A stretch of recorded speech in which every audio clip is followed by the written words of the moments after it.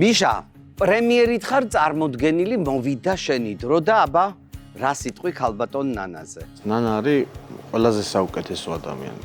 ყველაზე თბილი, ყველაზე კომფორტული, ყველაზე თბილი და ყველაზე სამართლიანი ადამიანი, რომელსაც ყოველთვის ვამბობ, რომ აქვს სიტყვების ძალიან მაგარი მარაგი, რომელსაც აი ამ ლექსებში იყენებს და ჩვენ მე შემსრულებლები ამას დიდი ენთუზიაზმით ვასრულებთ.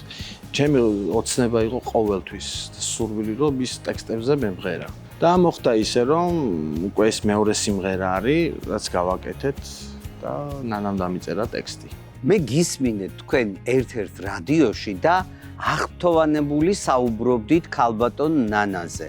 თან ჩემთვის ძალიან დიდი მნიშვნელობა აქვს, როცა ადამიანი სიმღერას იწყებს, მას ემღერება და მღერის.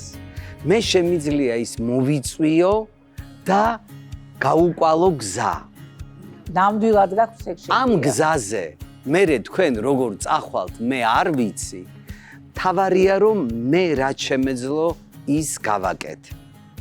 და ძალიან მიხარია რომ ჩემს გადაცემაში გაჟღერდება ეხლა ნანას ლექსზე დაწერილი სიმღერა. მიშა, გითმობ ასპარეს